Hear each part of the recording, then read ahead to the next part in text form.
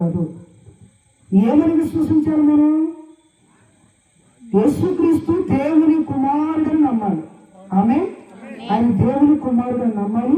యేసుక్రీస్తు మనందరి పాపముల నిమిత్తం కల్వరి కొండపై నిట్ట మధ్యాహ్నం మండు టెండలో నీకు రావలసిన శిక్షను, నీకు రావలసిన అవమానం, నీకు రావలసిన ఘోరమైన శిక్షను ఆ మహానుభావుడు తీసుకుని మన పాపములైన భుజం మీద వేసుకుని కలవరి కొండపై అనేక నిందలు, అనేక శ్రమలు, అనేక అవమానాలు, నువ్వు దేవుని కుమారుడైతే సులువు దిగిరా అని అపహాస్యం చేసిన బ్యాచ్ ఉంది అక్కడ.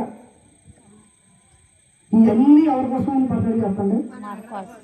ఇలా చెప్పండి, నా కోసం, మన కోసం పడ్డాడు. దేవుని స్తోత్రం. అట్లా బలైపోవలసింది మనం.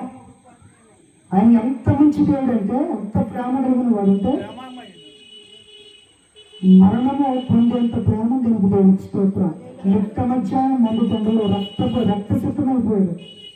కొడుతున్న వారిని కూడా ఏమన్నా తండ్రి ఏమి చేస్తున్నారు, మీరు ఎదుగరయ్యా క్షమించండి. దేవుడు నోరిపితే ఏమవుతుంది? సునామీ వస్తుంది, తెలీదా? దేవుడు నోరు తెస్తే ఏమవుతుంది? సునామీలు వస్తాయి. కానీ ఎవరి కోసం ఆకలేదు? అంత శక్తి కలిగిన భూమి ఆకాశములు పక్క జారని అంత శక్తి కలిగిన దేవుడై ఉండి నీ కోసం నా కోసం మౌనంగా ఉన్నాడు. బొచ్చు కత్తిరించి వారి ఎదుట గొర్రె పిల్ల ఎలాగ మౌనం ఉందనో నీ కొరకు నా కొరకు నోరు తెరవలేదు. నిన్ను నన్ను రక్షించుకున్నాడు కాబట్టి రాత్రి ఇక్కడ ఉన్నాం.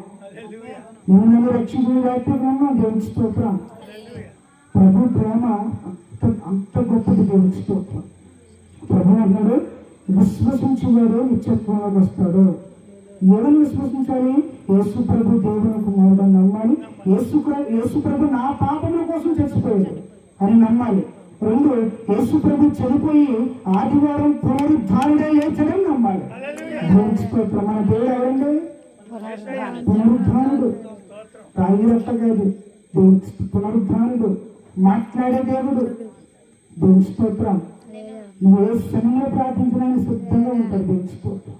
ఆయన మాట్లాడే దేవుడు, జీవం లేని దేవుడు. ఈ రోజు మన ఆదివారం మాటలు ఎందుకు, శుక్రవారం మాటలు, ఆదివారం మాటలు, అనేక సభల్లో ఎందుకు పాల్గొనని చెప్పండి. మన దేవుడు జీవం లేని దేవుడు కాబట్టి తెలుసుకోవచ్చు. అందుకే పేతురు గారు అంటారు, యేసుక్రీస్తు ప్రభు గారు మరణాన్ని జయించి ఉండలేకపోతే, ఒకవేళ సమాధిలోనే ఆయన ఉండిపోతే ఈరోజు మనం చేసే ప్రయాసం వ్యర్థం, మన విశ్వాసం వ్యర్థం, మన ప్రకటన వ్యర్థం. మన దేవుడు సజీవుడు. గట్టిగా చెప్పలు ప్రవేశించుకుంటుంది. ఈ దేవుడు సజీవుడు. అందుకు పరిగెడుతున్నాం. మనం చెప్పాలి, నేను పునరుద్ధారణని యేసుని ప్రకటిస్తున్నాను. మన దేవుడు పునరుద్ధారుడండి. దేవుడికి స్తోత్రం. ఏమన్నా సృష్టించాలి.